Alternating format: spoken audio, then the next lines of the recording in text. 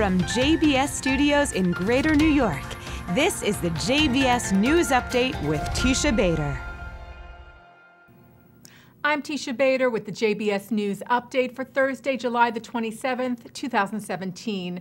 Muslim leaders today issued a call to Muslim worshippers to return to pray at the Temple Mount in Jerusalem's Old City in what seemed like a sign of de-escalation in unrest at and around the holy site. However, rioting by Muslim worshippers was reported today as well. As we have been reporting to you, Muslim worshippers had been protesting for weeks, even after Israel removed metal detectors on Monday that had been put into place at the entrance to the holy site following the terror attack on July the 14th, in which 2 Israeli police officers were murdered.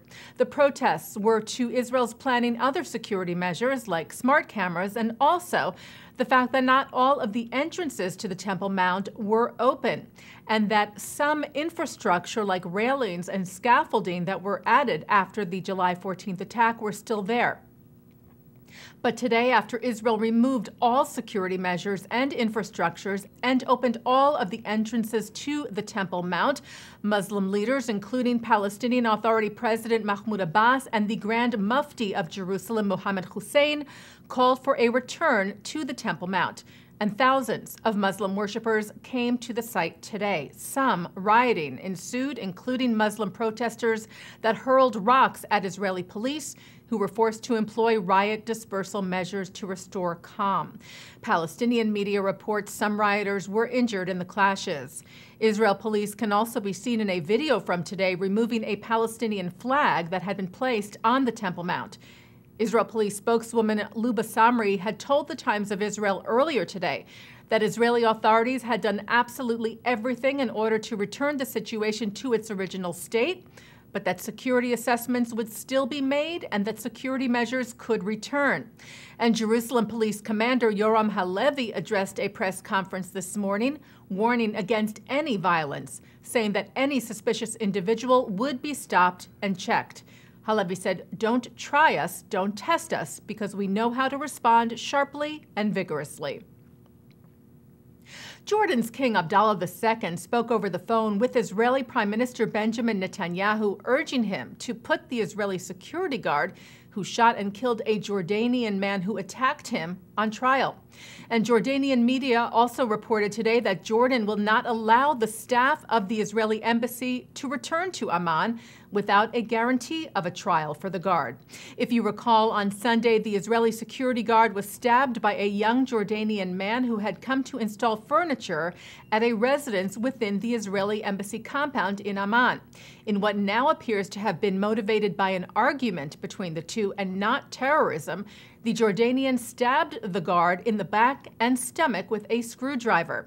The guard then fired his weapon in self-defense, killing the attacker, and another Jordanian man with him was also inadvertently killed. The guard and entire embassy staff returned to Israel Monday night following a diplomatic standoff. Former Nazi Helmut Oberlander has appealed the stripping of his Canadian citizenship for the 4th time.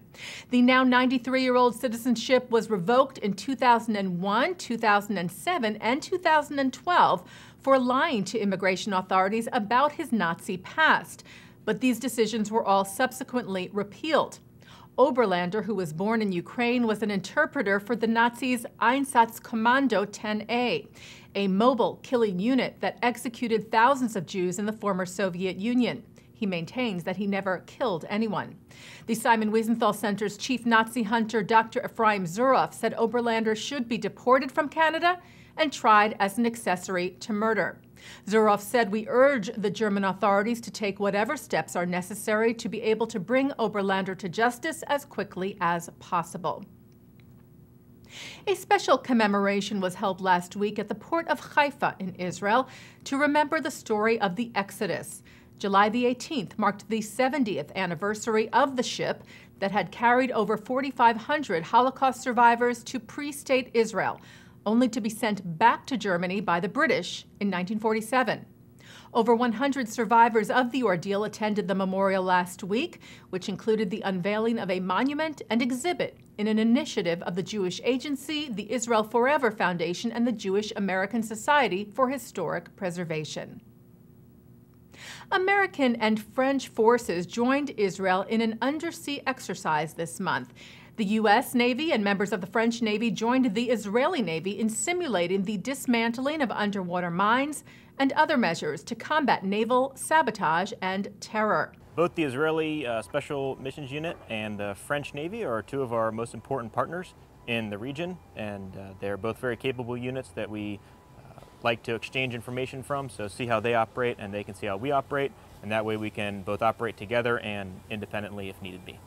The joint drill, referred to as Noble Melinda, began about 2 weeks ago and concluded today. And taking a look now at our programming for tonight on JBS for Thursday, July the 27th. At 7 o'clock, it's Talmud Study with Rabbi Mordechai Becher.